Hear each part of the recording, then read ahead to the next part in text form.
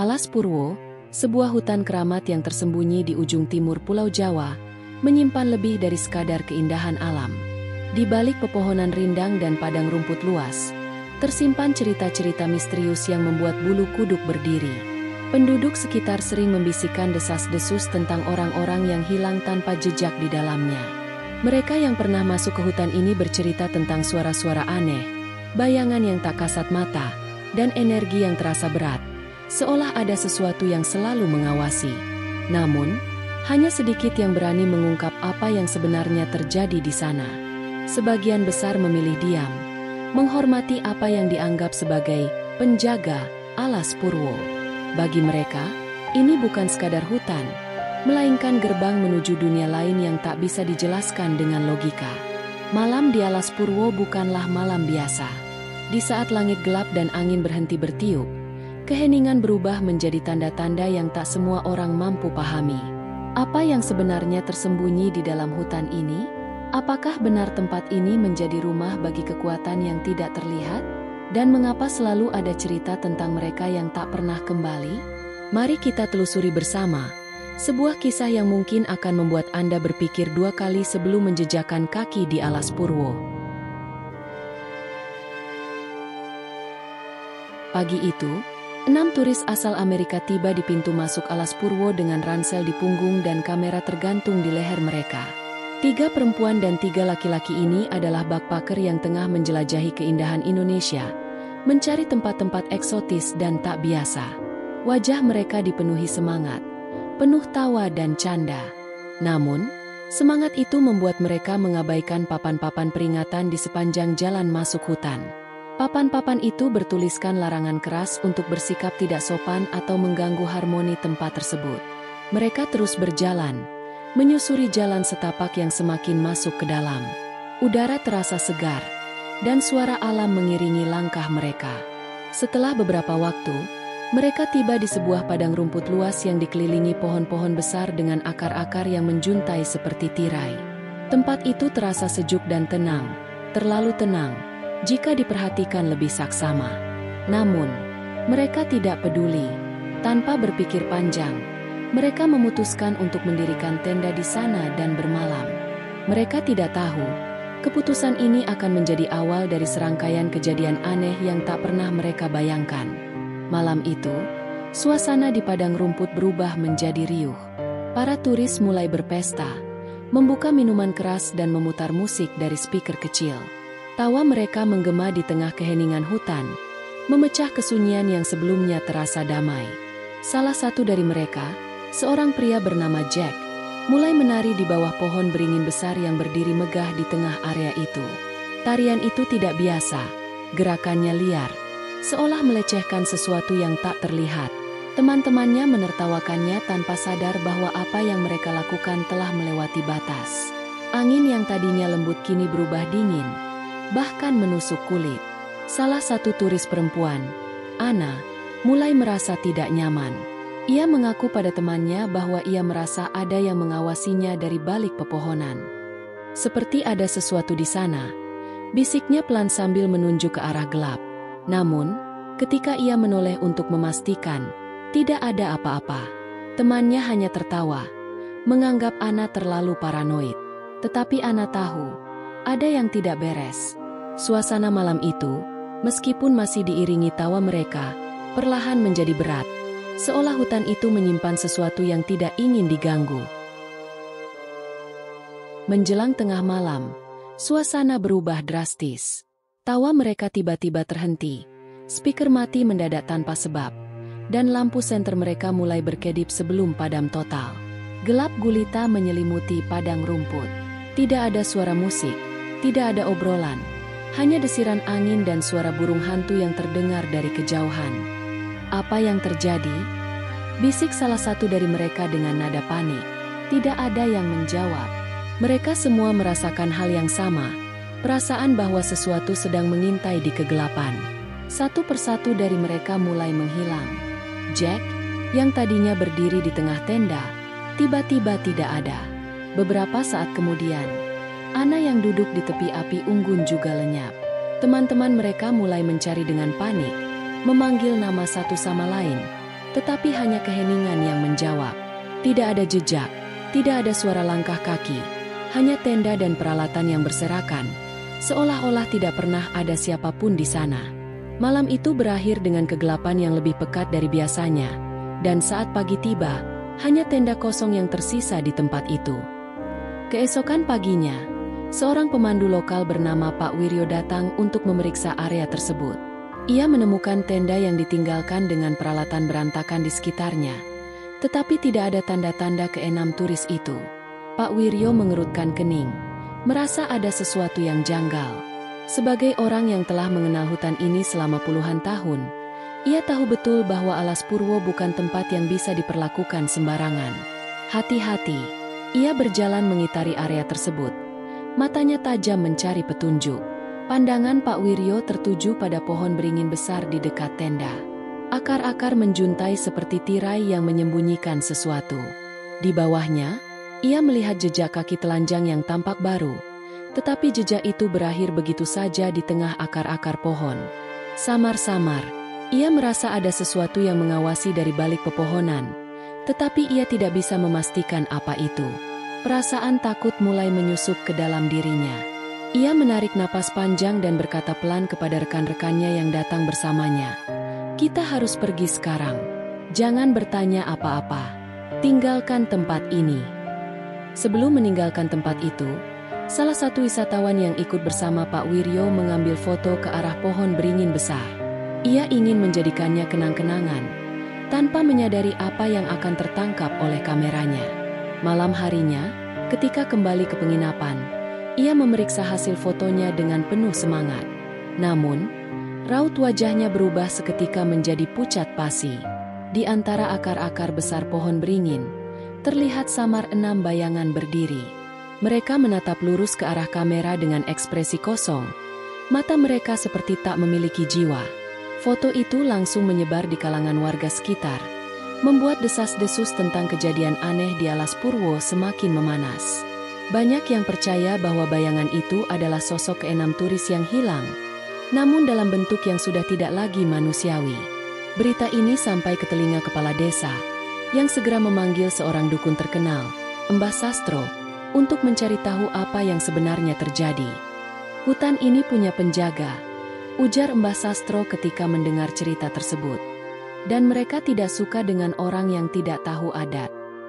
Malam itu, Mbah Sastro bersama beberapa warga termasuk Pak Wiryo kembali ke lokasi kejadian di Alas Purwo. Mereka membawa sesaji berupa bunga, dupa, dan makanan, berharap bisa berdamai dengan penghuni hutan. Perjalanan menuju pohon beringin besar terasa sunyi. Angin yang biasanya sepau-sepau tiba-tiba berhenti bertiup, dan suara alam seolah lenyap. Semakin dekat mereka ke lokasi, suasana menjadi berat.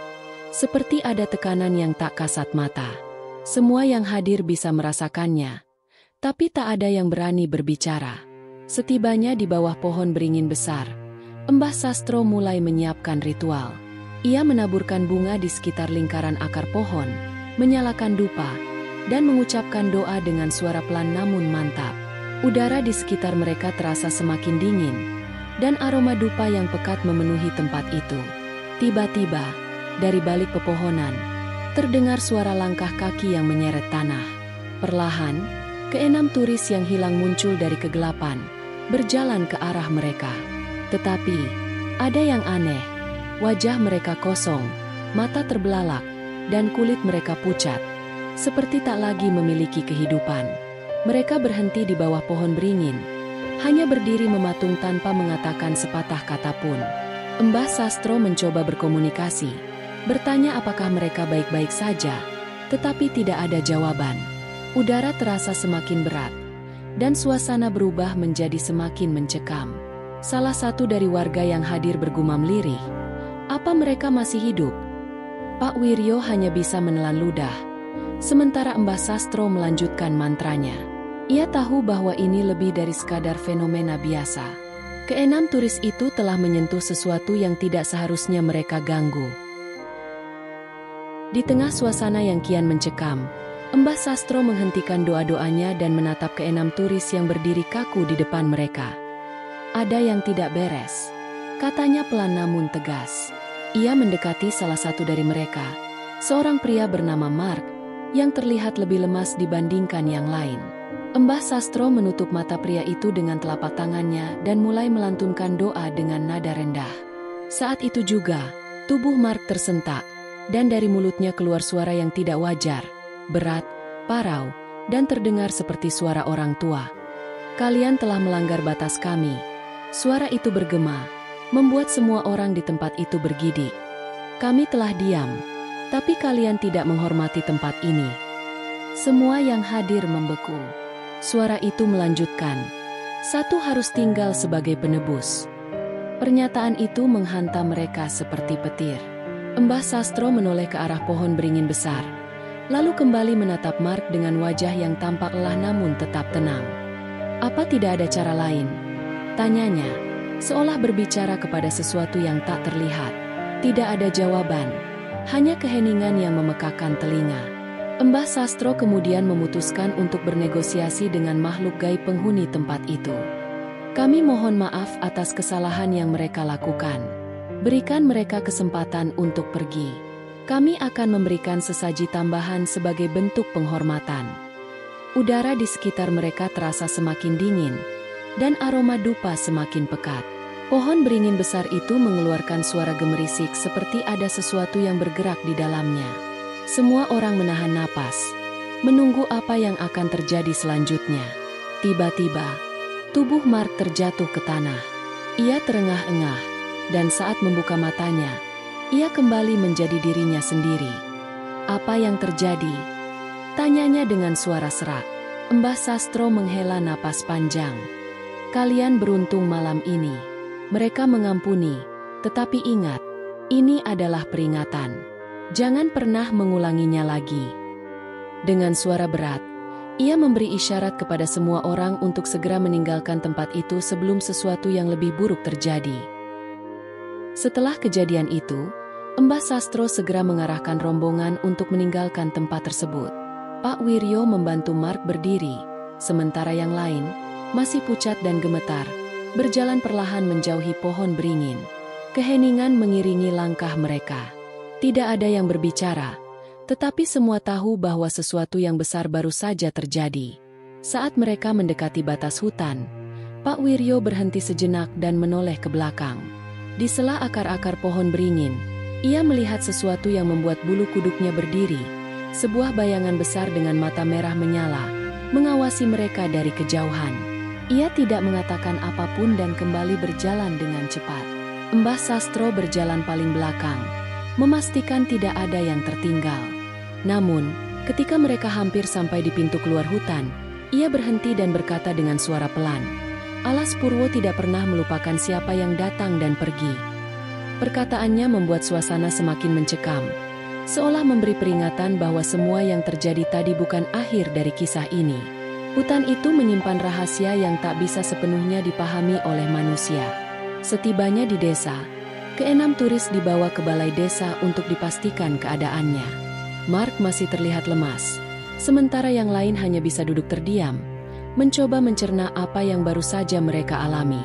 Anna, salah satu dari mereka, terus memegang lengan Mark, seolah takut kehilangan temannya lagi. Kepala desa menyambut mereka dengan wajah cemas. "Syukurlah kalian semua selamat," katanya, meskipun matanya masih penuh tanda tanya. Mbah Sastro hanya mengangguk singkat, lalu duduk bersila, menyalakan dupa terakhirnya di atas meja. "Mereka harus belajar dari kejadian ini," ujarnya sambil menatap keenam turis dengan tatapan penuh arti. Keesokan harinya, keenam turis memutuskan untuk meninggalkan desa lebih awal. Sebelum pergi, mereka menemui kepala desa dan Mbah Sastro untuk menyampaikan rasa terima kasih sekaligus permohonan maaf mereka. Anna, dengan wajah penuh penyesalan, berkata, "Kami benar-benar tidak tahu bahwa tindakan kami bisa membuat hal seperti ini terjadi. Kami minta maaf sedalam-dalamnya." Mbah Sastro tersenyum tipis dan menjawab, "Hutan ini bukan sekadar tempat biasa. Alas Purwo adalah tanah leluhur yang dijaga oleh makhluk yang tidak kasat mata. Hormatilah alam, maka alam pun akan melindungi kalian." Sebagai bentuk rasa terima kasih, para turis memberikan sumbangan untuk desa. Sebelum masuk ke dalam mobil, Ana memandang alas Purwo dari kejauhan. Ada perasaan yang aneh, antara takut dan syukur, menghantuinya. Ia tahu, meskipun mereka berhasil keluar dengan selamat, pengalaman ini akan terus membekas di benaknya. Perjalanan keluar dari desa terasa panjang dan sunyi. Tidak ada lagi canda dan tawa seperti saat mereka pertama kali datang. Hanya kebisuan, seolah mereka semua masih mencoba mencerna apa yang baru saja terjadi. Alas Purwo kembali sunyi. Namun, bagi penduduk setempat, cerita tentang hutan keramat ini menjadi pengingat bahwa tidak semua tempat bisa diperlakukan sembarangan. Rasa hormat adalah kunci. Ketika manusia melangkah melewati batas, alam akan memberikan peringatannya. Pengalaman para turis ini menjadi pelajaran penting. Keselamatan tidak hanya datang dari perlindungan fisik, tetapi juga dari sikap rendah hati dan hormat terhadap kekuatan yang tidak terlihat. Dan untuk kita semua yang mendengar kisah ini, mari kita ingat pesan Mbah Sastro. Dimanapun kita berada, hormatilah alam dan aturan-aturannya. Jangan pernah menganggap enteng tempat-tempat yang memiliki nilai spiritual atau cerita leluhur. Sebab, seperti kata Mbah Sastro, alas Purwo tidak pernah melupakan siapa yang datang dan pergi.